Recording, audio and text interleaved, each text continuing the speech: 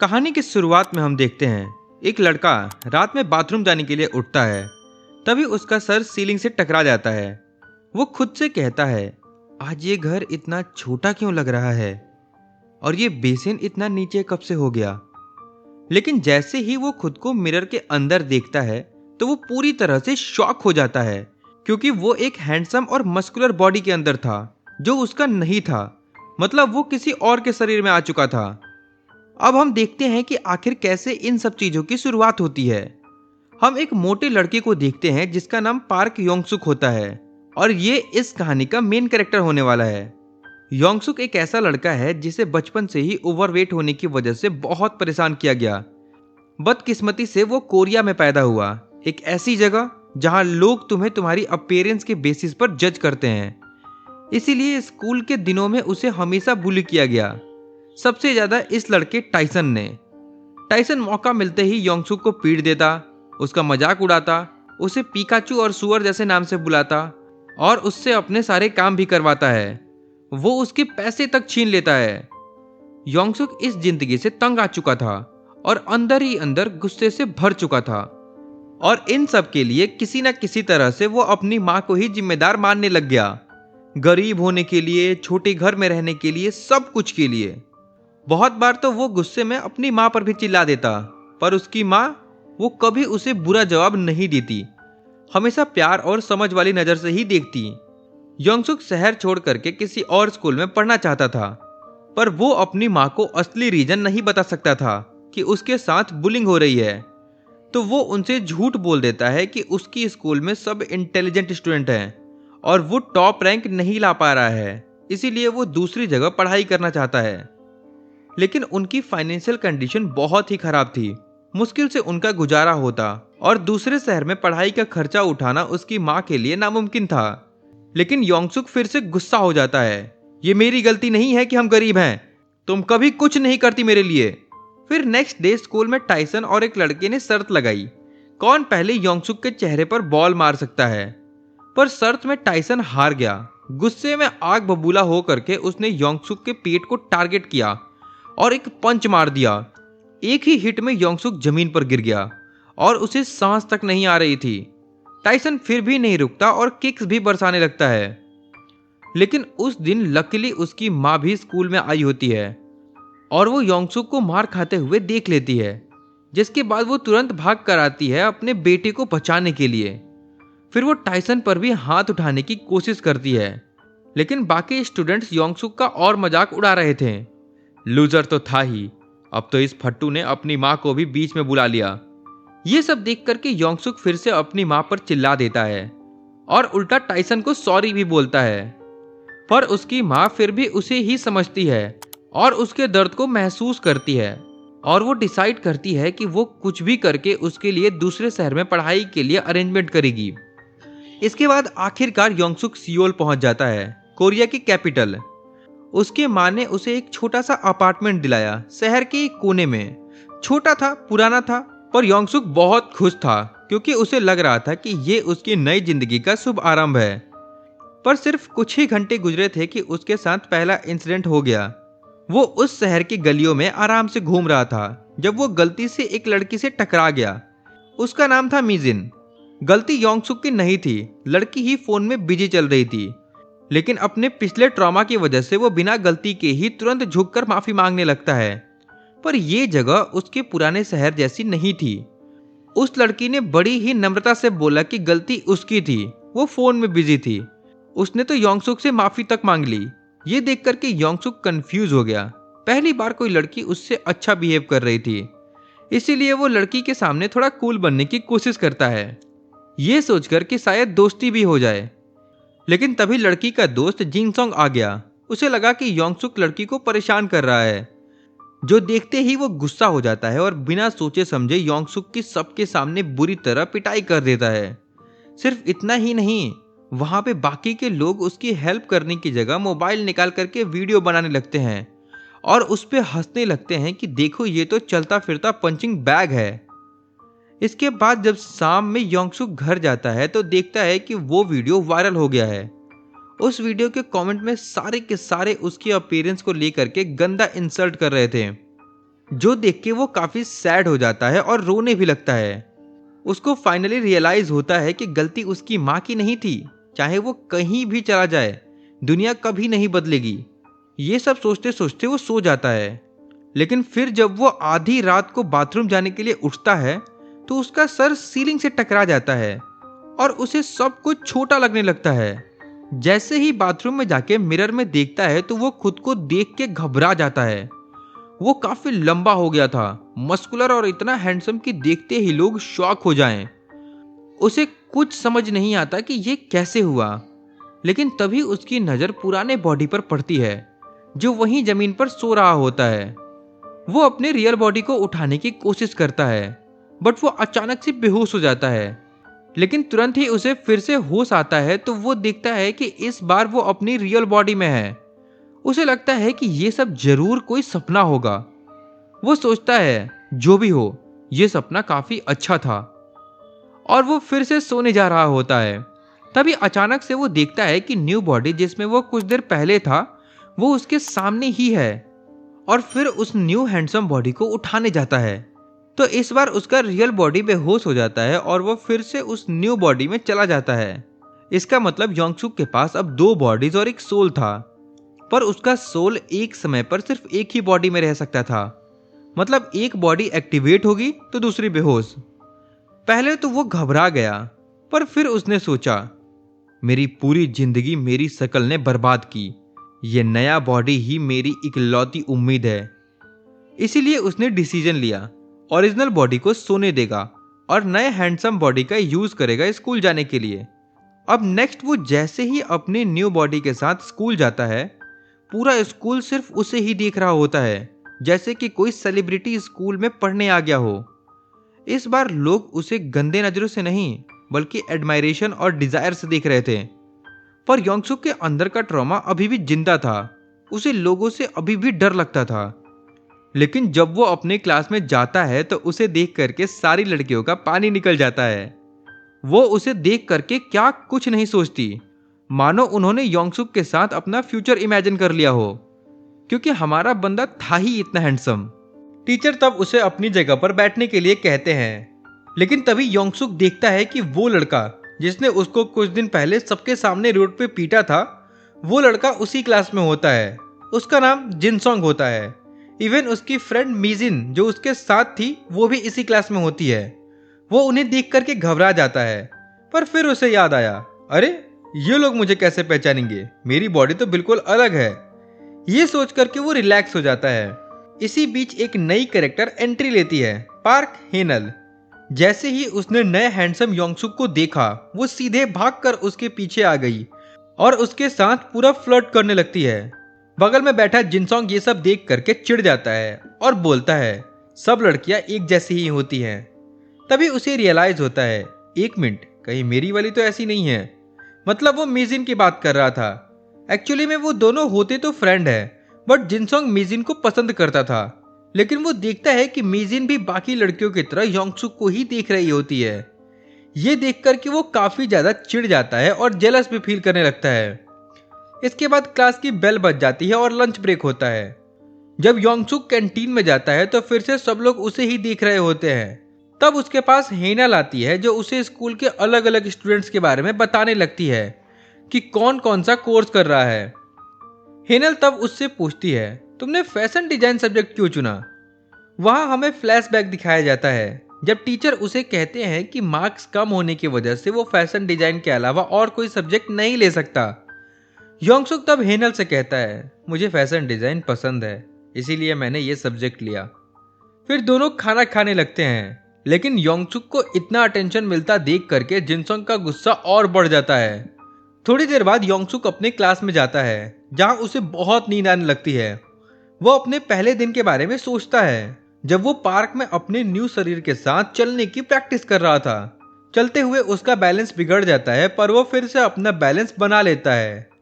उसे समझ आता है कि उसका नया शरीर बहुत ही हल्का और फ्लेक्सिबल है, इसीलिए वो दौड़ते हुए घर की तरफ जाता है। वो इतना तेज दौड़ता है कि थक जाता है, जिसकी वजह से उस बॉडी को प्रॉपर रेस्ट नहीं मिल पाता। इसीलिए उसे अभी क्लास में नींद आ रहा होता है और वो अपने नए शरीर में सो जाता है और तब वो अपने पुराने शरीर में उठता है, जो देख करके वो पूरी तरह से घबरा जाता है। वो अपने पुराने शरीर में सोने की कोशिश करता है, लेकिन दिन भर उस शरीर में सोए रहने के कारण अब उसे नींद नहीं आती। इसीलिए वो काफी ज्यादा परेशान हो जाता है और उसे लगता है कि कहीं उसका न्यू बॉडी गायब ना हो गया हो। तभी हेनल आकर के उसके नए शरीर को हिलाती है, जिससे वो अपने नए शरीर में फिर से उठ जाता है। उसकी जान में जान आती है। वो हेनल को काफी ज्यादा शुक्रिया अदा करता है और फिर वहां से चला जाता है। रात में हम देखते हैं कि योंगसुक अपने पुराने शरीर के साथ एक जगह पर काम करने लगता है। तब हमें दिखाया जाता है कि ये सब कैसे हुआ। एक दिन पहले जब योंगसुक अपने नए शरीर के साथ घर जा रहा था, तो वो एक स्टोर के पास रुकता है, जहां काम के लिए लोग चाहिए ऐसा कुछ बोर्ड लगा हुआ होता है। वो अंदर जाता है और स्टोर का मालिक उसे देखते ही काम पर रख लेता है, क्योंकि उसे लगता है कि इतने हैंडसम लड़के को देखकर ज्यादा से ज्यादा लोग, खास करके लड़कियां, उसकी दुकान में शॉपिंग करने आएंगी। इससे उसका स्टोर पॉपुलर हो जाएगा और वो अमीर बन जाएगा।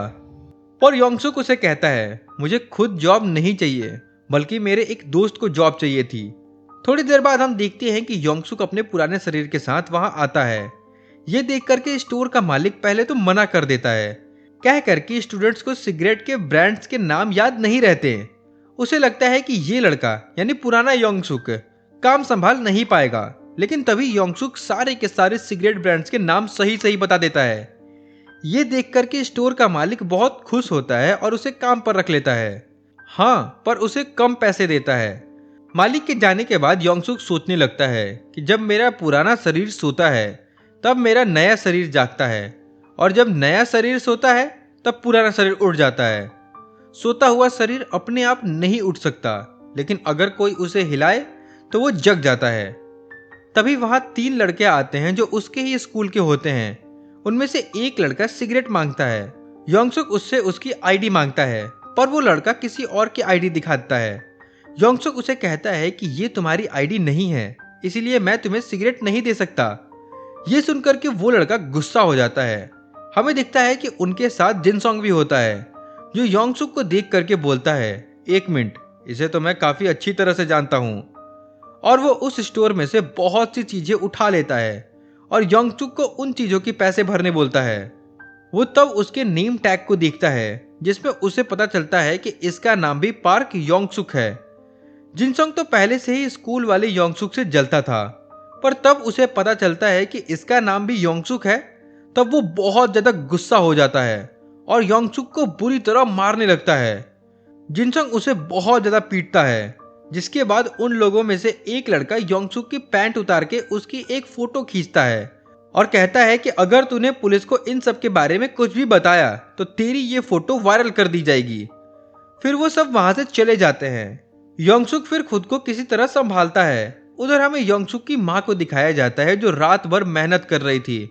अपने रेगुलर जॉब के बाद वो सड़कों पर जा करके कार्टून बॉक्सेस इकट्ठा कर रही थी, ताकि उन्हें रिसाइकल करके थोड़ा पैसा कमा सके। अब नेक्स्ट मॉर्निंग योंगसुक क्लास आता है, तब उसकी नजर पड़ती है वहां उसी बुली गैंग के ऊपर, जो कल रात उसके शॉप में आए थे। वो लोग मोटे वाले योंगसुक के बारे में ही बात कर रहे थे और उसकी बिना पैंट वाली फोटो देख करके मजाक उड़ा रहे थे। ये सब देख करके योंगसुक को थोड़ा गुस्सा आने लगता है, बट वो कंट्रोल कर लेता है। लेकिन वो लोग उस मोटे वाले योंगसुक के बारे में बहुत उल्टा सीधा बोलने लगते हैं। पर बात तब आगे बढ़ जाती है जब वो लोग उसकी मॉम के बारे में भी उल्टा सीधा बोलने लगते हैं। ये सुनकर के योंगसुक से रहा नहीं जाता और वो उनके पास जाकर बोलता है, इन सब बातों में उन्हें उसकी मॉम को बीच में लाना नहीं चाहिए था। ये सुनकर के जिनसोंग गुस्से में बोलता है, क्या कहा तूने? तभी वो देखता है कि मेजिन फिर से योंगसुक को ही देख रही थी। इसे देख करके वो और ज्यादा गुस्सा हो जाता है और योंगसुक से लड़ने के लिए तैयार हो जाता है। उन्हें तब देख करके बाकी क्लास के स्टूडेंट्स भी वहां उन्हें देखने के लिए जमा हो जाते हैं। जिनसोंग तब उस पर वार करने ही वाला होता है, पर तब जे योल नाम का एक लड़का उसका हाथ पकड़ लेता है। जिनसोंग तब उसे अपना हाथ छोड़ने बोलता है, फिर वो खुद ही अपना हाथ छुड़ा लेता है और वो योंगसुक को एक काफी तेज पंच मार देता है। लेकिन योंगसुक तब उस पंच को क्लियरली देख पाता है और सोचता है, मैं आज तक इतने पंचेस खा चुका हूं कि मुझे हर पंचेस आता हुआ दिख जाता है, पर पहले मैं उनसे बच नहीं पाता था, क्योंकि मेरा मोटा शरीर टाइम पे रिएक्ट नहीं कर पाता था, लेकिन इस शरीर के साथ अब ये प्रॉब्लम नहीं आने वाला। और इस बार योंगसुक उस पंच से बच जाता है। ये देख करके पूरा क्लास शॉक हो जाता है, क्योंकि आज तक ऐसा किसी ने कर नहीं पाया था। असल में जिनसोंग एक बॉक्सर भी है, तो उसका पंचेस काफी तेज होता है। ये देख करके जिनसोंग भी बहुत ज्यादा हैरान हो जाता है। वो सोचता है योंगसुक को जरूर पहले बॉक्सिंग का एक्सपीरियंस रह चुका है, पर अंदर ही अंदर योंगसुक बहुत ही ज्यादा डरा हुआ था। वहां बाकी लोग उसकी फोटोज खींचने लगते हैं, जो देख करके उसे पुराना ट्रोमा फिर से याद आने लगता है। और वो जिनसोंग पर बहुत ज्यादा गुस्सा हो जाता है, क्योंकि उसने पहले 2 बार उसे बहुत बुरी तरह मारा था, मतलब उसकी रियल बॉडी को। इधर जिनसोंग फिर से पंच मारने आता है, पर उसके पंच से बचते हुए योंगसुक एक सॉलिड पंच सीधा उसके पेट पर मार देता है। जिनसोंग सीधा जमीन पर गिर जाता है और वो चाह करके भी उठ नहीं पाता। नया हैंडसम योंगसुक ने स्कूल के सबसे पावरफुल बुली को एक ही पंच में गिरा दिया। र्यूमर तब लाइटनिंग स्पीड से पूरे स्कूल में फैल जाते हैं। योंगसुक तब खुद नहीं समझ पाता कि आखिर उसके बॉडी में इतनी ताकत आई कहां से। अब बुली गैंग्स तो सब डिपार्टमेंट में होते ही हैं, चाहे वो आर्किटेक्चर डिपार्टमेंट हो या म्यूजिक डिपार्टमेंट। सब उस नए लड़के यानी योंगसुक में इंटरेस्ट लेने लगे। वहां तभी हम आर्किटेक्चर क्लास की एक गैंग को देखते हैं, जिसमें एक बंदा अपने लीडर वास्को को बता रहा था, भाई भाई आज पता है फैशन क्लास में योंगसुक ने एक लड़के को बुरी तरह पीटा और उसकी हालत नंगे कबूतर की तरह कर दी। बेचारा वास्को के आंखों से तब आंसू आ गए और उसने रोते हुए कहा, देखते हैं साला ये योंगसुक आखिर है कौन। बाय द वे वास्को को बात बात में रोने की आदत थी, तो ये मत पूछना क्यों रो रहा था। आगे की स्टोरी में हमें पता चल जाएगा। इसके बाद एक दिन रात को योंगसुक की जॉब शिफ्ट चल रही थी। तभी उसके शॉप में एक सस्पिशियस लड़का आता है, जो काफी नर्वस था। योंगसुक उससे पूछता है, भाई ठीक हो? लड़का जवाब नहीं दिया और सीधा भाग गया, और पता चला कि उसने शॉप से कुछ चोरी की थी। योंगसुक तब उसके पीछे दौड़ने लगा, पर लड़का उसे एक गली तक ले गया। वहां उसके सामने पुराने वाले बुली लड़के खड़े थे, जो जिनसोंग के साथ शॉप पे आए थे, जिन्होंने फिर से उसकी फोटो का इस्तेमाल करके उसको ब्लैकमेल करना शुरू कर दिया। लेकिन इतना काफी नहीं था, अब उन्होंने उन दोनों को एक दूसरे से लड़ने पर मजबूर किया। वो लोग मजे ले रहे थे देख कर कि कैसे ये लूजर्स उनकी हर बात मान रहे थे। तभी अचानक से वास्को उनके सामने आता है और उन गुंडों में से किसी की भी हिम्मत नहीं होती उससे टक्कर लेने की। जैसे ही उसने कहा निकलो यहां से, सब अपनी दुम दबा के भाग जाते हैं। एक्चुअली वास्को गैंगस्टर जैसे दिखने के बावजूद असल में वो गुंडों से नफरत करता है। वो हमेशा कमजोर लोगों की मदद करता है, इसीलिए वो उनको बचा लेता है और बोलता है, अगर जिंदगी भर ऐसे ही रहना नहीं चाहते तो खुद को बदलना पड़ेगा। शायद काफी ना हो, पर एक्सरसाइज शुरू करना एक अच्छा पहला स्टेप है। वास्को को पता चलता है कि वो दूसरा लड़का भी सेम स्कूल से है और वो भी फैशन डिजाइन वाले क्लास में है। तो वो उससे पूछता है, मैंने सुना है कि फैशन डिजाइन क्लास में एक नया स्टूडेंट आया है योंगसुक नाम का, तो अगर तुम दोनों में से कोई उससे मिले तो कहना कि हर किसी से पंगा ना ले, उसके लिए बेटर रहेगा। ये बोलकर वो फिर से रोने लगता है। अब अगले दिन स्कूल में वही गुंडे जो कभी योंगसुक के ओरिजिनल बॉडी को सताते थे, वो अब उसके न्यू बॉडी के साथ दोस्ती करना चाहते थे। योंगसुक तब कुछ समझ नहीं पाता कि क्या करे, पर तभी लंच टाइम में उसे वास्को मिलता है। योंगसुक अभी तक 2 बॉडीज के हैबिट में नहीं था, और बिना सोचे समझे वो वास्को के साथ ऐसे ग्रीट करता है जैसे वो दोनों पहले से मिल चुके हो। वास्को पहले ही शक कर रहा था कि योंगसुक एक बुरा आदमी है, और अब जब उसे उन बुली स्टूडेंट्स के बीच घिरा देखता है तो उसका डाउट और स्ट्रांग हो जाता है। इसीलिए वो उसके पास जाके बोलता है, बंद करो अपने सुंदर चेहरे और फाइटिंग स्किल का दिखावा।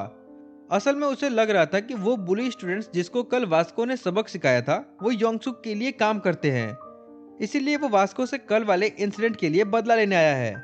वो तब गुस्से में योंगसुक का कंधा पकड़ के उसे जोर से दबा देता है। वास्को की स्ट्रेंथ इतनी ज्यादा होती है कि कोई उसके ग्रिप से बच ही नहीं सकता।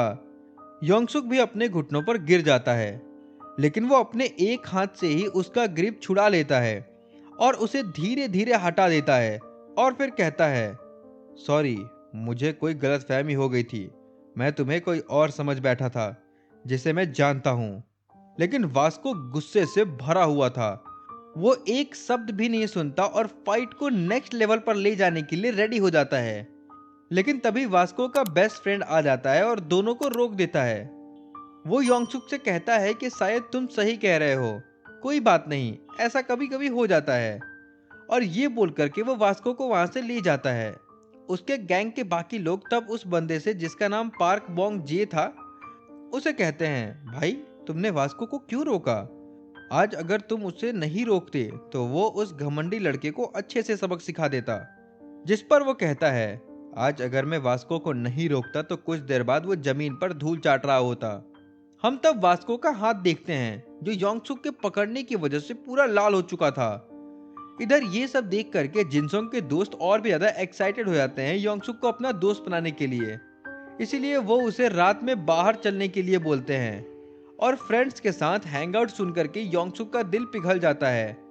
उसका तो हमेशा से ही यही सपना था कि वो अपने दोस्तों के साथ घूमने जाए, इसीलिए वो मान जाता है। और हाँ, उनके साथ हेनल भी जाने वाली थी। फिर रात में वो लोग उसे एक थर्ड क्लास जगह पर ले जाते हैं, जहां पर खाना भी मिलता है और अंडर एज होकर के भी ड्रिंक कर सकते थे। हेनल फुल रेडी होकर के तैयार थी, ताकि वो योंगसुक को अपनी सुंदरता के जाल में फंसा सके। ये सब देख करके योंगसुक पहले तो घबरा जाता है, लेकिन फिर सोचता है शायद इसको ही हैंग आउट करना बोलते हैं, और वो उनके साथ घुलने मिलने की कोशिश करता है। तभी वहां जिनसोंग भी आ जाता है। उसे बहुत गुस्सा आता है योंगसुक को वहां देख करके, लेकिन कुछ ड्रिंक करने के बाद सब भूल जाता है। लेकिन उसके आने के बाद वहां एक ऑकवर्ड साइलेंस भी हो जाता है, जिसको ब्रेक करने के लिए योंगसुक बोलता है, जिनसोंग और मिजिन एक अच्छे कपल लगते हैं। ये सुनकर के बाकी लोग एक्सप्लेन करते हैं कि ऐसा नहीं है, वो दोनों कपल नहीं है, बस जिनसोंग अपने साइड से मिजिन को गर्लफ्रेंड मानता है। लेकिन योंगसुक का ये बात सुनकर के जिनसोंग का सारा गुस्सा उतर जाता है। अब जिनसोंग भी चाहता है कि योंगसुक उसका दोस्त बन जाए। वैसे योंगसुक अब तक ड्रिंक नहीं कर रहा होता है, क्योंकि वो इलीगल भी था। लेकिन जैसे ही वो लड़के उसके दूसरी बॉडी को लेकर के फिर से मजाक उड़ाने लगे और पिछली रात की बातें छेड़ने लगते हैं, तब योंगसुक को गुस्सा आने लगता है और वो थोड़ा सा ड्रिंक पी लेता है ताकि वो हिम्मत जोड़ सके। वो उठ के सीधा उनके पास जाता है और एक झटके में उनका फोन तोड़ देता है। ये देख करके वो लोग भी शॉक हो जाते हैं, लेकिन वो कुछ भी कर नहीं सकते थे, क्योंकि अब उन्हें पता था कि योंगसुक इस कमरे में सबसे स्ट्रांग है। लेकिन तभी अचानक से योंगसुक सीधा बेहोश हो जाता है, क्योंकि उसका फर्स्ट टाइम था तो उसे नशा जल्दी चढ़ गया था। बेहोश होते ही वो अपनी दूसरी बॉडी में जग जाता है। ये देख करके वो पूरा घबरा जाता है कि कहीं उसके हैंडसम बॉडी के साथ कुछ हो ना जाए। फिर वो तुरंत वापस सोने की कोशिश करता है, लेकिन वहां ट्विस्ट आता है कि इस बार वो दूसरी बॉडी में नहीं जागता, बल्कि सपना देखने लगता है। क्योंकि अगर उसका कोई भी बॉडी होश में ना हो, जैसे अल्कोहल, इंजरी या बेहोशी की वजह से, तो वो नॉर्मली सपना देखेगा, एक आम इंसान की तरह। वो बहुत कोशिश करता है, पर कोई रास्ता ना मिलने पर वो उस बॉडी के साथ ही अपने नए शरीर के पास जाने लगता है। लेकिन जैसे ही वो उस जगह पर जाता है, तब सब उसे देखते ही शॉक हो जाते हैं। तू यहाँ क्या कर रहा है? मोटा योंगसुक बताता है, ये वही बेहोश हुए योंगसुक का दोस्त है और उसके रूममेट ने उसे लाने को कहा था। उन्हें लगता है कि योंगसुक का रूममेट भी उसके जैसा ही बहुत ज्यादा स्ट्रांग होगा और वो अपना काम इस मोटे से करवाता होगा, इसीलिए इस बार उसे परेशान नहीं करते और उसे जाने देते हैं। फिर वो वहां से अपने दूसरी बॉडी को उठा के भाग जाता है। अगले दिन योंगसुक अपने हैंडसम बॉडी में तभी जाग पाता है जब उसकी बॉडी से पूरी तरह अल्कोहल का नशा उतर जाता है। फिर वो डेली की तरह क्लास जाता है। क्लास में उसे वही लड़का मिलता है जिसने उसके स्टोर से चोरी की थी। उसका नाम पार्क जी हो था। योंगसुक उसके साथ दोस्ती करने की कोशिश करता है और उसके साथ बैठकर लंच भी करता है। उन दोनों को एक साथ बैठकर खाना खाते देख सब लोग थोड़ा जज भी करते हैं। इधर हमें दिखता है कि योंगसुक के घर में उसकी माँ आ जाती है, वो भी बिना बताए, जो उसकी रियल बॉडी को वहां सोए हुआ देख करके बहुत ज्यादा हैरान हो जाती है। वो शॉक में थी अपने बेटे को दिन में सोते हुए देख के, क्योंकि उसे तो क्लास में होना चाहिए था। उसकी माँ उसे उठाने जा रही होती है। तभी योंगसुक भी उसी वक्त वहां आ जाता है और वो लिटरली फ्रीज हो जाता है जब वो अपनी माँ को देखता है। फिर वो अपनी माँ को रोक लेता है उसकी असली बॉडी को जगाने से पहले, और वो बोलता है, मैं उसका बहुत अच्छा फ्रेंड हूँ। हम लोग रेंट भी शेयर करते हैं और वो रात को पार्ट टाइम जॉब करता है, इसीलिए अभी दिन में सो रहा है। माँ ये सब सुन के खुश हो जाती है। वाह, मेरा बेटा काफी मैच्योर हो गया है। लेकिन अब वो योंगसुक के दोस्त यानी न्यू योंगसुक से प्राइवेट में बात करना चाहती थी। योंगसुक भी उन्हें घर से बाहर ले जाता है ताकि असली बॉडी गलती से जग ना जाए। वो अपनी माँ को एक फैंसी लुकिंग कैफे में ले जाता है। माँ अंदर जाकर शॉक हो जाती है, ये कितना लग्जरियस कैफे है। लेकिन असली ट्विस्ट तब आता है जब उसे पता चलता है कि ये एरिया का सबसे सस्ता कैफे था। वहां कॉफी का प्राइस देख करके माँ की आत्मा बाहर निकल जाती है। एक कॉफी के इतने पैसे! इसीलिए वो सिर्फ पानी मांगती है। लेकिन योंगसुक ने मना कर दिया और बोला, एक अमेरिकानो ट्राई करो। उसकी माँ ने पहली बार अपनी जिंदगी में प्रॉपर कॉफी पी और वो लिटरली पिघल गई और बोली, ये तो कमाल का है। उसके दिमाग में बस एक बात घूमने लगी, मेरे बेटे को भी ये पसंद आएगा। असल में उसकी माँ इस न्यू योंगसुक से इसीलिए मिलना चाहती थी क्योंकि वो डर रही थी कि क्या उसके बेटे को फिर से स्कूल में बुलिंग हो रही है। जैसे कि उसने बोला था कि वो योंगसुक का दोस्त है, तो उसकी माँ को डर था कि कहीं दोस्ती के नाम पे मेरे बेटे को परेशान या बुली तो नहीं कर रहा। योंगसुक तब उसे रीअश्योर करता है, नहीं नहीं, कोई प्रॉब्लम नहीं है। वो नए दोस्त बना रहा है और जॉब में भी खुश है और शॉप से कुछ चीजें घर ले आता है, इसीलिए हमें अच्छा खाना भी खाने को मिल जाता है कभी कभी। माँ तब दुख के साथ बोलती है, ये सब मेरी गलती है। मैं पैसे कमाने में इतनी बिजी थी कि स्कूल में उसके साथ क्या होता था मुझे पता ही नहीं चला। मैं कितनी बुरी माँ हूँ। ये सब सुनकर के योंगसुक का दिल टूट जाता है और वो काफी बुरा फील करने लगता है। उसे अपने पुराने दिन याद आते हैं जब वो अपनी माँ के साथ बुरा बर्ताव करता था, लेकिन अब उसे भी पछतावा हो रहा था। इस वक्त वो बस एक ही काम कर सकता था, माँ को शांत कराना और कहना कि सब ठीक है। माँ खुश हो जाती है, उसके बेटे को फाइनली इतना अच्छा दोस्त मिला। फिर जब वो जाने लगे, उसकी माँ वेटर से कहती है, बेटे क्या मैं रेस्टोरेंट की खाली बॉक्सेस ले जा सकती हूँ, क्योंकि वो इन रिसाइकेबल सामान को जमा करती है ताकि अपने बेटे के खर्चा पूरा कर सके। ये देख के योंगसुक का दिल लिटरली टूट जाता है। वो सोच भी नहीं पा रहा था कि वो इतना अंधा और बदतमीज कैसे था, जबकि उसकी माँ इतनी मेहनत करके उसके लिए सब झेल रही थी। फिर जाने से पहले उसकी माँ अपनी छोटी सी बचत में से उस कॉफी के पैसे भी देने लगती है। योंगसुक उन्हें रोकता है लेकिन माँ जिद करती है। आखिर में वो मजबूरन पैसे ले लेता है और उसकी आंखों में आंसू आ जाती है। वो वादा करता है, मैं आपके बेटे का हमेशा ख्याल रखूंगा। माँ बहुत खुश होती है, मुस्कुराती है और फिर वहां से चली जाती है। तभी हमें दिखता है कि वास्को भी उसी कैफे में बैठा था और तब से वो सब कुछ देख रहा था। हालांकि वो दूर बैठा होता है तो कुछ सुन नहीं पाता, इसीलिए वो गलत समझ लेता है। उसे लगता है कि ये हैंडसम वाला योंगसुक बुली तो करता ही है उस मोटे वाले योंगसुक को, और अब उसकी माँ को भी नहीं छोड़ा और उनको झूठी कहानी सुना करके पैसे निकलवा रहा है। वास्को का खून खौल गया।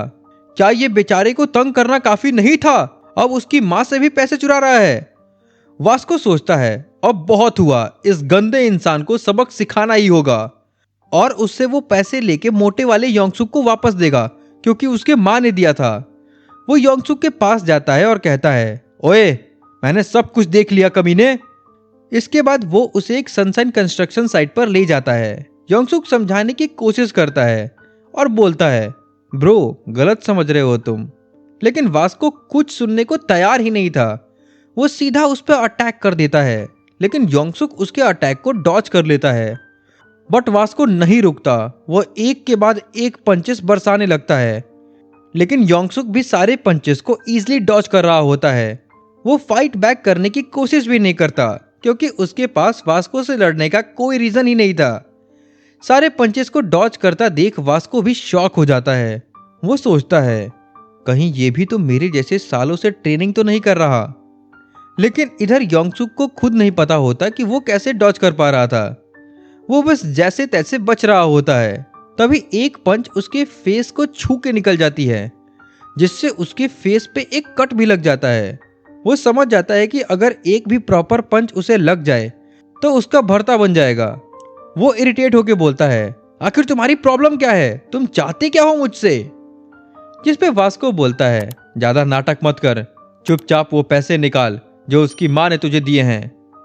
अब ये सुनने के बाद इस बार योंगसुक को मिसअंडरस्टैंडिंग हो जाती है। योंगसुक सोचता है कि वास्को उसका पैसे चुराने आया है और वो भी बाकी गुंडों की तरह ही है। जिसके बाद वो गुस्सा हो जाता है और फाइनली डिसाइड करता है कि वो भी फाइट बैक करेगा। दोनों फिर तैयार हो जाते हैं फाइट करने के लिए। जिसके बाद योंगसुक अपना एक स्टेप आगे बढ़ाता है, वेट शिफ्ट करता है और पंच थ्रो करता है, जो कि वो जिनसोंग से सीखा था। उधर से वास्को भी पंच करने आ रहा था, लेकिन जिनसोंग का पंच मिस हो जाता है। वास्को सोचता है यही मौका है, इस बार फाइनली मेरा पंच लग जाएगा। लेकिन योंगसुक आखिरी सेकंड में 360 घूम के उसके पास आ जाता है और एक जबरदस्त एल्बो उसके फेस पे लगा देता है, जिससे वो डायरेक्टली नॉकआउट हो जाता है। और कुछ इस तरह लुकिज्म यूनिवर्स का लीजेंड, वीक की रक्षा करने वाला वास्को, बर्न नकल्स का लीडर हार जाता है। कुछ देर बाद वहां पार्क बोंग जे आता है और जब वो वास्को को जमीन पे पड़ा हुआ देखता है तब उसे अपनी आंखों पर यकीन नहीं होता। अब उसी दिन रात को वास्को वही सुपरमार्केट में जाता है जहां मोटा वाला योंगसुक काम करता है। वो पूरा गिल्टी फील कर रहा होता है कि वो लड़ाई हार गया और उसका पैसा वापस नहीं ला पाया। इसीलिए वो उस मोटे वाले योंगसुक से माफी मांगता है और जाते जाते एक एडवाइस देता है, तुम बिल्कुल कमजोर नहीं हो, तुम्हें बस ट्रेनिंग करनी होगी। जिसके बाद वो वहां से चला जाता है। ये सुन के पहले योंगसुक तो काफी कंफ्यूज हो जाता है कि आखिर वो कहना क्या चाहता था, लेकिन उसकी ट्रेनिंग वाली बात सुन के वो फुल मोटिवेट हो जाता है और डिसाइड करता है कि अब से वो भी ट्रेनिंग करेगा और स्ट्रांग बनेगा। वो अपने काम के बीच बीच में वर्कआउट करना शुरू कर देता है। तभी वहां एक कस्टमर आ जाती है और उसको देख लेती है। योंगसुक जल्दी जल्दी घबरा के उठ जाता है। वो बहुत ही खूबसूरत लड़की होती है और सरप्राइजिंगली वो उसकी अपीयरेंस का मजाक नहीं उड़ाती और ना ही कोई वियर्ड रिएक्शन देती है उसको वर्कआउट करता देख के, बल्कि उल्टा वो उसको एक विटामिन ड्रिंक देती है अपने पैसों से खरीद कर और मोटिवेट करती है, कीप गोइंग, तुम सही कर रहे हो। इसके बाद वो चली जाती है। योंगसुक को फर्स्ट टाइम किसी ने इतना अच्छे से ट्रीट किया था, वो भी एक खूबसूरत लड़की ने। उसके तो मन में लड्डू फूटने लगते हैं। इधर हम जेओल को एक बड़े से बिल्डिंग में देखते हैं जो कि योंगसुक का क्लासमेट है। हमें पता चलता है कि उसके पास अंधा पैसा है। अब स्कूल के काफी सारे लड़के योंगसुक से जेलस रहते हैं क्योंकि वो सब चीजों में परफेक्ट होता है, चाहे वो लुक्स हो या फाइटिंग। इस जेलसी की वजह से वो उसको किसी तरह से नीचा दिखाना चाहते थे ताकि वो अपने आप को सुपीरियर फील करा सके। उनमें से ही एक ग्रुप एकदम रिच किड्स वाला था, एक्सपेंसिव क्लोथ्स, कॉस्टली एक्सेसरीज और फुल एटीट्यूड। पर तभी वहां पे उन सभी का बाप जियोल की एंट्री होती है और वहां पे उसके आउटफिट्स को देख करके सबकी बोलती बंद हो जाती है क्योंकि उसके आउटफिट्स की प्राइस मिलियंस में थी। लेकिन फिर भी क्लास की सभी लड़कियां योंगसुक के पीछे पागल थी। ये देख करके वो लड़के काफी जेलस फील करते हैं। वो लोग नोटिस करते हैं कि योंगसुक का यूनिफॉर्म पुराना है, वो डेली एक ही शूज पहन करके आता है और उसके बैग की हालत तो बहुत ज्यादा खराब है, मतलब वो फाइनेंशियली वीक है। तो उनका प्लान था उसको पूरी क्लास के सामने एम्बेरस करने का, ये दिखाने का कि वो पुअर है और अनफैशनेबल है। हमें दिखता है कि जियोल भी उनकी योंगसुक को एम्बेरस करने वाला प्लान सुन लेता है। बाय द वे, अगर आपको याद नहीं हो तो बता दूं, जियोल ही पहली फाइट में योंगसुक की हेल्प करने आया था। एक्चुअली जे हमेशा चुप ही रहता है, किसी से बात नहीं करता क्योंकि वो काफी साय भी है, लेकिन वो स्टार्टिंग से योंगसुक को ऑब्जर्व करते रहता है, इसीलिए उसे पता है कि वो दिल का बहुत अच्छा इंसान है। उधर आर्किटेक्चर क्लास में हमें पता चलता है कि वास्को कुछ दिन से स्कूल नहीं आ रहा था, जिसकी वजह से उसके गैंग के सारे लोग परेशान थे और वास्को का दोस्त पार्क बोंग जे से सवाल पूछ रहे थे। लेकिन वो रियल रीजन नहीं बताता और कुछ बहाना बना देता है कि उसके बॉस ने योंगसुक पे नजर रखने को बोला है। अब इधर स्कूल के हॉलवे में हम कुछ बुली लड़कों को देखते हैं जो एक मोटे स्टूडेंट को सता रहे होते हैं। तभी वहां से योंगसुक भी गुजर रहा था। ये सब देख के उसको अपना पुराना दिन याद आ जाते हैं।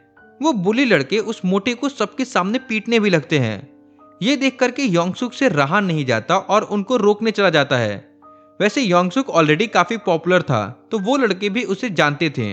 वो बोलते हैं, तू तो वही फैशन क्लास वाला नमूना है ना, क्या तुझे भी मार खाने का शौक है?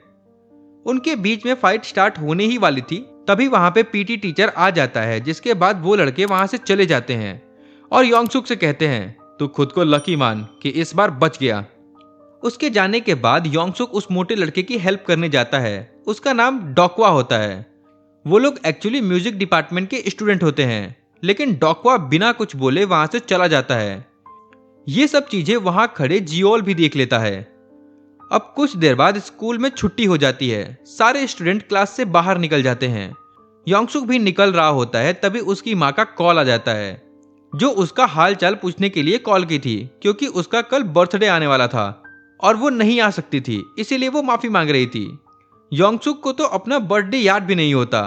हमें दिखता है कि जियोल भी क्लास में होता है और उनकी बातें सुन लेता है कि योंगसुक का कल बर्थडे है।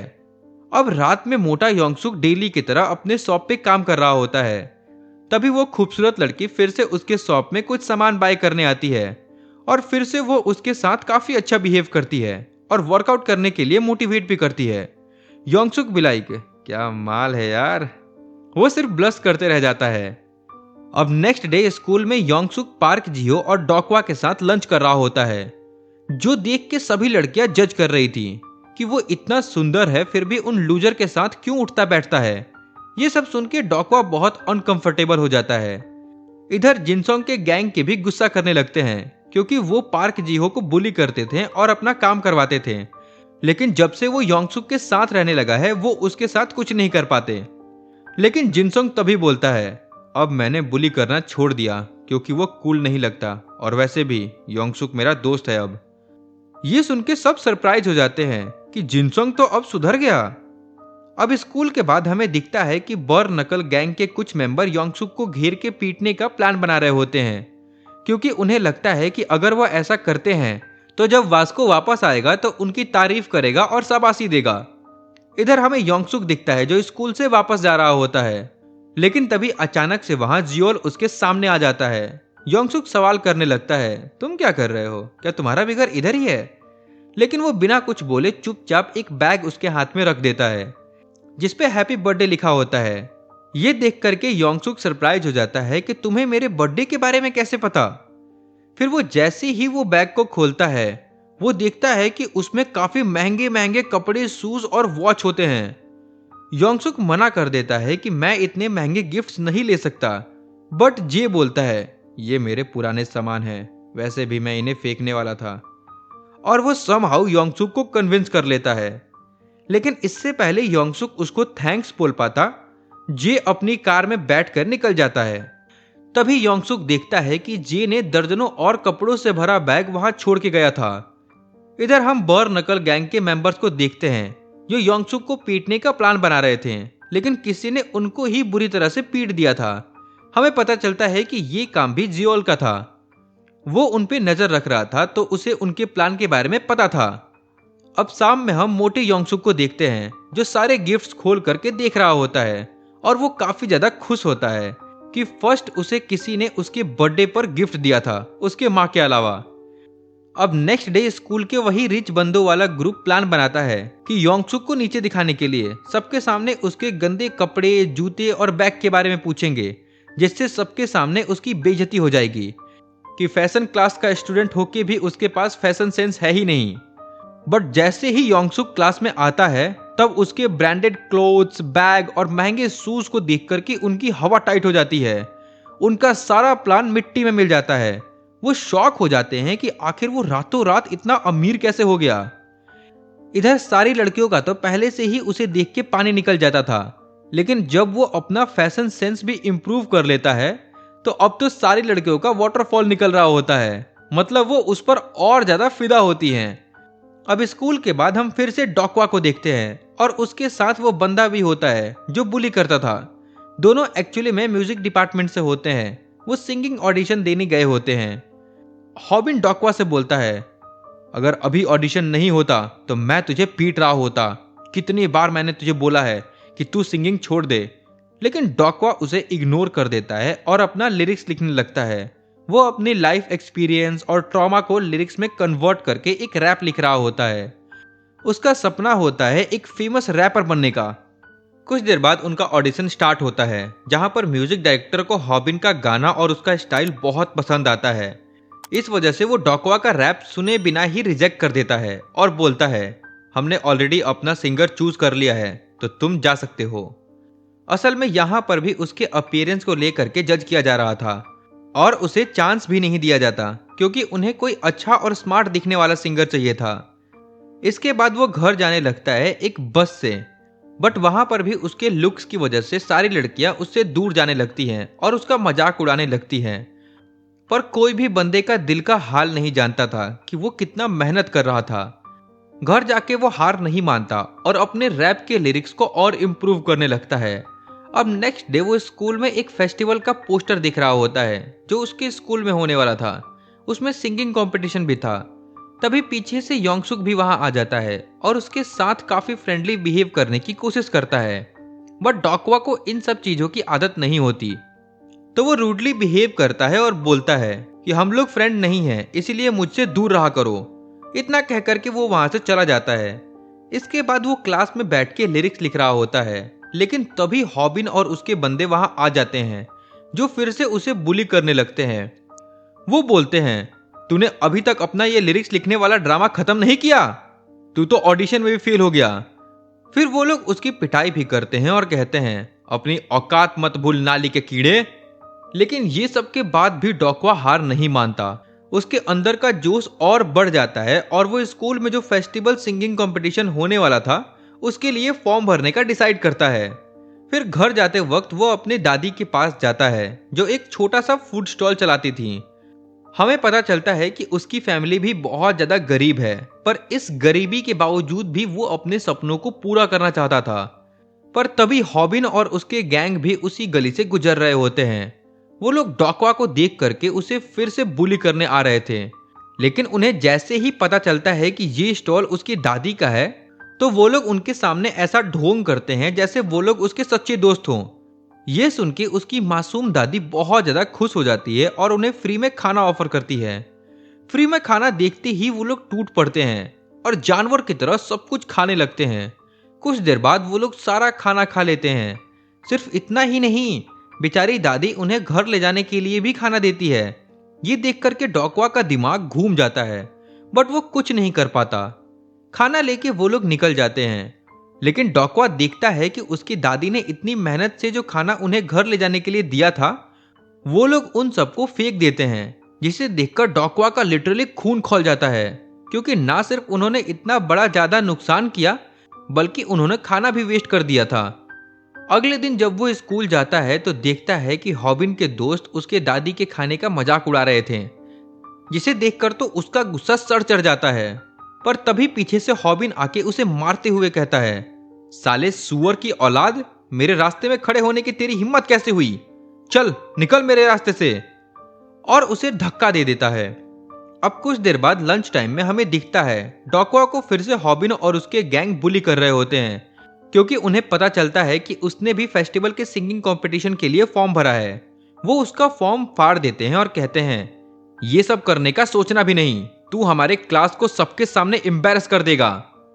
वहां पे योंगसुक ये सब देख रहा होता है और उसे अपना पास्ट याद आ जाता है कि कभी उसके साथ भी ऐसा कुछ हुआ करता था।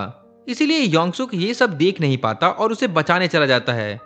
वो जैसे ही उनके पास जाता है, पीछे से जियोल उसके साथ आ जाता है। हॉबिन बोलता है, तुम दोनों को भी पिटने का शौक है क्या? और उसके दोस्त भी सामने आ जाते हैं फाइट करने। तभी वहां जिनसोंग भी आ जाता है योंगसुक के साइड से और कहता है, मैं तुझे अकेले अकेले फाइट करने का मजा नहीं दे सकता। वहां सिचुएशन बहुत हीटेड हो जाता है। योंगसुक बोलता है, मैं डॉकवा के साथ लंच करने आया था, तो क्या तुम लोग उसे छोड़ सकते हो? हॉबिन बोलता है, तुम्हें कोई अंदाजा नहीं तुम किसके साथ पंगा ले रहे हो। तभी वहां बर नकल गैंग और उनका लीडर वास्को भी आ जाता है। वो हॉबिन से बोलता है, तुम्हें नहीं पता कि तुम किससे पंगा ले रहे हो बच्चे। हमें दिखता है कि वास्को भी योंगसुक के साइड से खड़ा हो जाता है और फुल स्वैग में कहता है, अपने सन ग्लासेस उतार लो, मुझे तुम्हारे इस खूबसूरत चेहरे को तोड़ना है। ये सब देख के हॉबिन फ्रस्ट्रेट हो जाता है और कहता है तुम इन लोगों के बीच में क्यों आ रहे हो, और वो गुस्सा होके वहां से चला जाता है। उसके जाने के बाद वास्को को फिर से मिसअंडरस्टैंडिंग हो जाता है। उसको लगता है कि योंगसुक डोक्वा को इसलिए प्रोटेक्ट कर रहा है क्योंकि वो उसका स्लेव है और वो नहीं चाहता कि कोई और उसकी प्रॉपर्टी को टच करे। इसीलिए वास्को डिसाइड करता है कि वो अब योंगसुक की पिटाई करेगा और फुल पोज लेके रेडी हो जाता है। योंगसुक उसे खूब समझाता है कि ऐसा कुछ नहीं है, बट वो उसकी एक नहीं सुनता। लेकिन फिर उसके फ्रेंड्स उसे रोक लेते हैं, जिसके बाद वो वास्को को लेके चले जाते हैं। योंगसुक फिर डोक्वा की हेल्प करने जाता है, लेकिन डोक्वा फिर से उसे इग्नोर करके चला जाता है। इवन वो उसे थैंक यू तक नहीं बोलता। लेकिन योंगसुक उसकी जज्बातों को अच्छी तरह से समझता था। वो उसे नहीं रोकता और फिर वो उस फटे हुए एप्लीकेशन फॉर्म को उठा करके अपने साथ रख लेता है। दूसरे दिन स्कूल में वो डोक्वा के साथ बात करने का ट्राई करता है और उससे वो सिंगिंग कंपटीशन वाला फॉर्म जोड़ कर देता है, पर डोक्वा वो फॉर्म लेने से मना कर देता है और योंगसुक को खूब उल्टा सुल्टा बोल देता है। वो सोचता है कि योंगसुक भी बाकी लड़कों के जैसा ही है जो सिर्फ उसका फायदा उठाना चाहता है, और वो फिर से उसे इग्नोर करके चला जाता है। जाते जाते वो कहता है तुम लोग देखना, मैं भी एक एमिनेम की तरह एक लेजेंडरी रैपर बनूंगा। तुम लोग जितना मुझे सताओगे उतना ज्यादा मुझे मोटिवेशन मिलेगा। इतना कहकर के वो वहां से चला जाता है।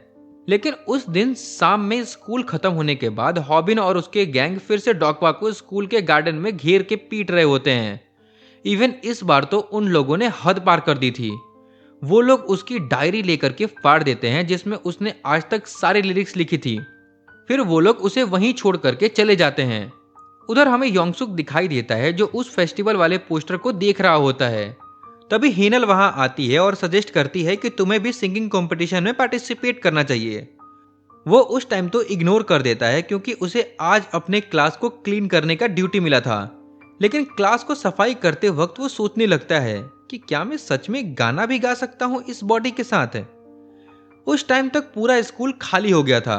वो अकेला क्लास में था, तो वो गाने का कोशिश करता है। उसका वॉइस भी बहुत अच्छा होता है, मतलब हमारा बंदा सब कुछ में नंबर 1 होता है। तभी गार्डन में डोक्वा योंगसुक की मैजिकल आवाज सुनता है।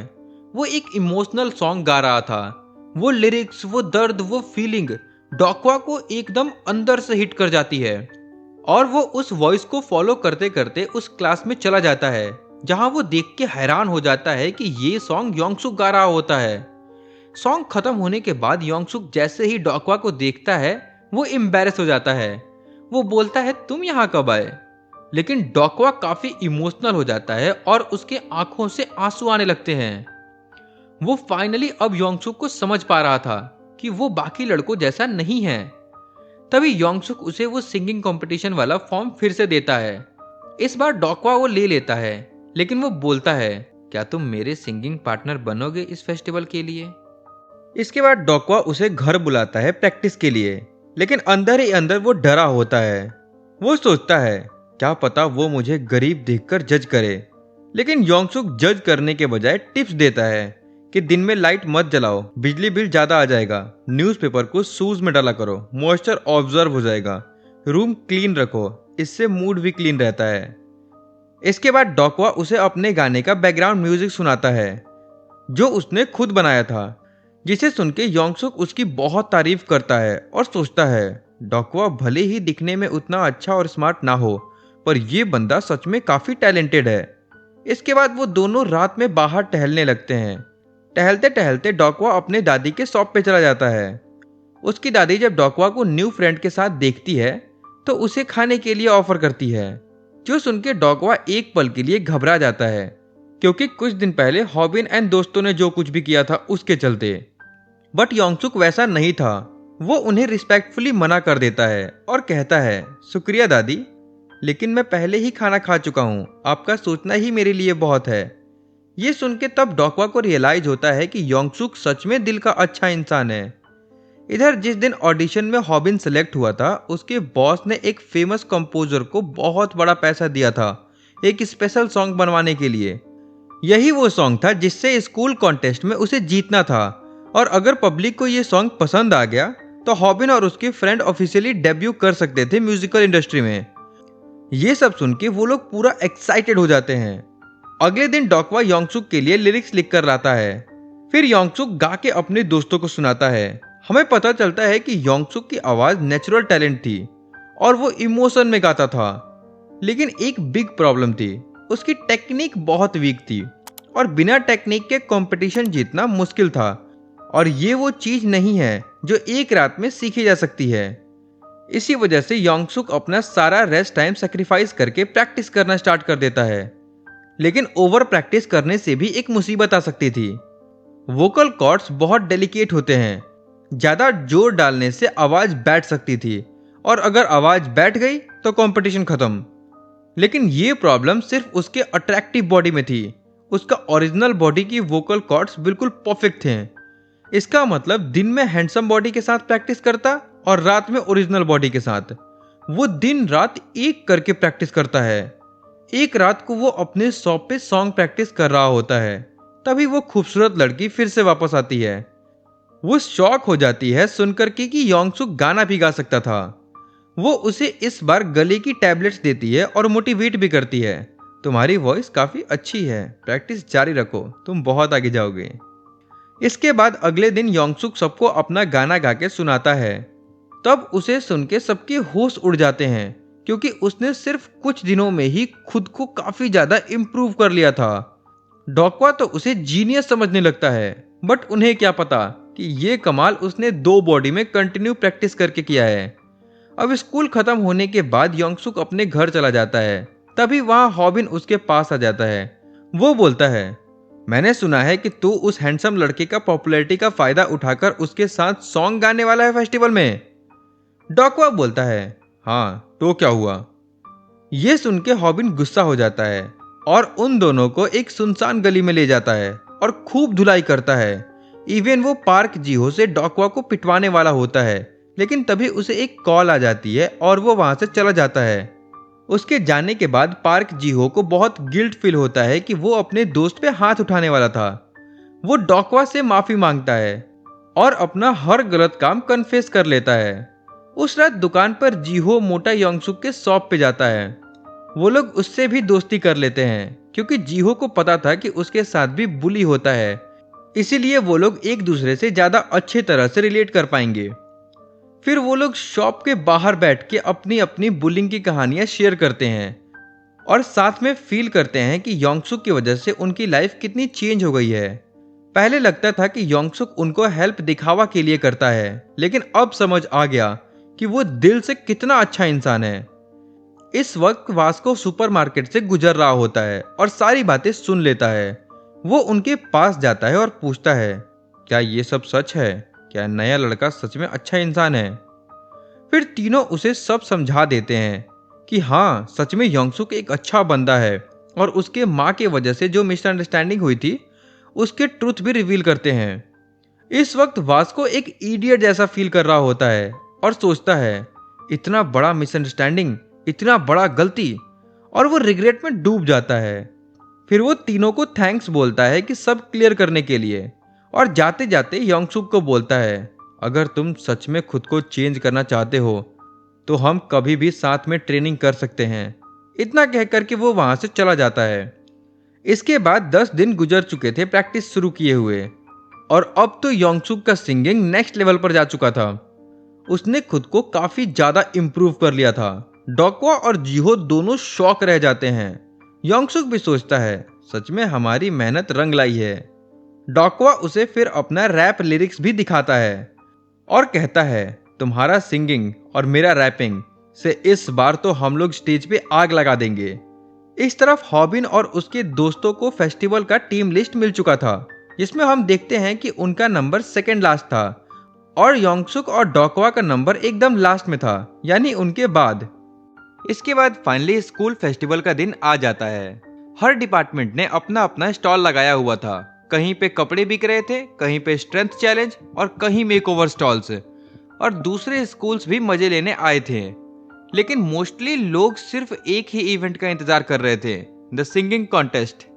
हमें दिखता है कि वो खूबसूरत लड़की जो हमेशा योंगसुक के ओरिजिनल बॉडी वाले वर्जन को सपोर्ट करती थी, वो भी इस इवेंट को देखने आई होती है।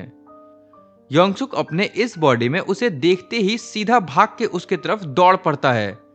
पर भाई ने एक छोटी सी गलती कर दी। उसने कभी उस लड़की को अपने हैंडसम बॉडी में देखा ही नहीं था। वो जोश जोश में ही बोल देता है और नॉर्मली बात करने का कोशिश करता है, लेकिन वो बोलती है तुम कौन हो, जिससे उसके ऑरा में एल लग जाता है और उसे रियलाइज होता है अरे मैं तो इस बॉडी के साथ कभी इससे मिला ही नहीं। वो बोलती है सुंदर लड़की देखा नहीं कि पीछा करते हुए आ गए। मुझे अच्छे से पता है कि तुम जैसे लोग अपने हैंडसम फेस का फायदा उठाते हैं और सोचते हैं कि अच्छा शक्ल मिल गई तो दुनिया जीत लेंगे। भले ही अब तक तुम्हारे लिए ये काम भी कर गया हो, लेकिन मुझ पे ये काम नहीं करने वाला।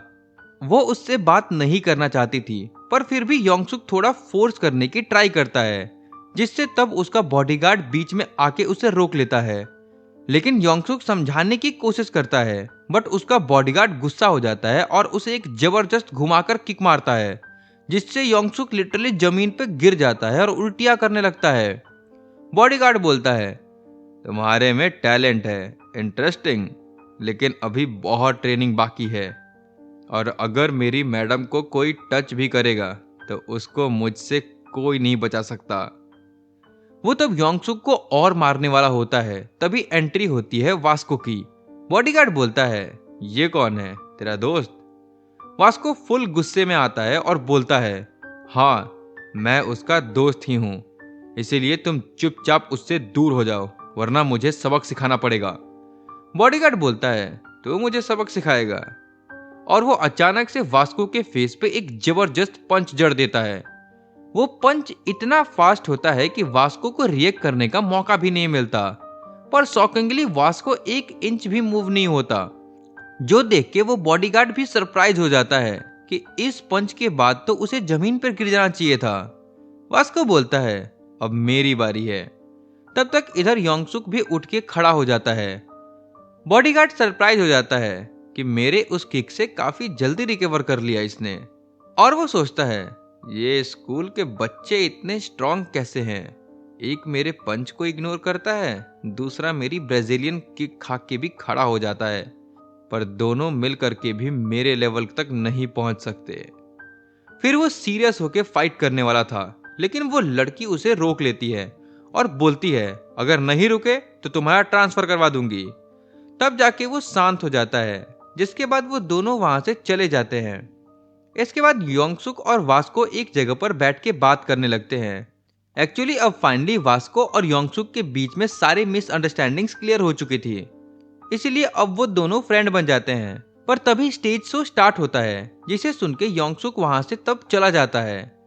वहां एक के बाद एक स्टूडेंट्स आते हैं, अपना सिंगिंग परफॉर्मेंस दे के जा रहे होते हैं। फिर आते हैं म्यूजिक डिपार्टमेंट के बुलिज, यानी हॉबिन और उसके बंदे। वो लोग एक प्रोफेशनल कंपोजर के लिरिक्स चोरी करके गाना परफॉर्म करते हैं, लेकिन उनकी सॉन्ग इतना ज्यादा बढ़िया थी कि क्राउड लिटरली पागल हो जाती है। फिर परफॉर्मेंस खत्म होने के बाद जब वो डॉकवा को नीचा दिखाने के लिए उसके पास जाता है, तब डॉकवा उसे कहता है वाह बहुत बढ़िया, तुमने सच में बहुत अच्छा गाया। ये देख करके हॉबिन गुस्से में डॉकवा को फिर से पीटने लगता है कि अब तू मुझे बताएगा। ये देख करके योंगसुक तो बहुत ज्यादा गुस्सा हो जाता है और कहता है साले, तूने डॉकवा पर हाथ उठाने की हिम्मत कैसे की? और उन दोनों के बीच में फाइट स्टार्ट होने वाली थी, लेकिन डॉकवा उसे रोकता है और हिम्मत से खड़ा होता है और बोलता है हमें उन्हें म्यूजिक से जवाब देना है, पंचेस से नहीं। और फाइनली आता है डॉकवा का ड्रीम मोमेंट, पर होस्ट और क्राउड दोनों उसका मजाक उड़ा देते हैं। इसकी आवाज सुनो, इसके लुक्स देखो। पूरा हॉल उसकी बेइज्जती से भर जाता है। इसके बाद म्यूजिक बजती है, दोनों रेडी हो जाते हैं स्टेज पे आग लगाने के लिए।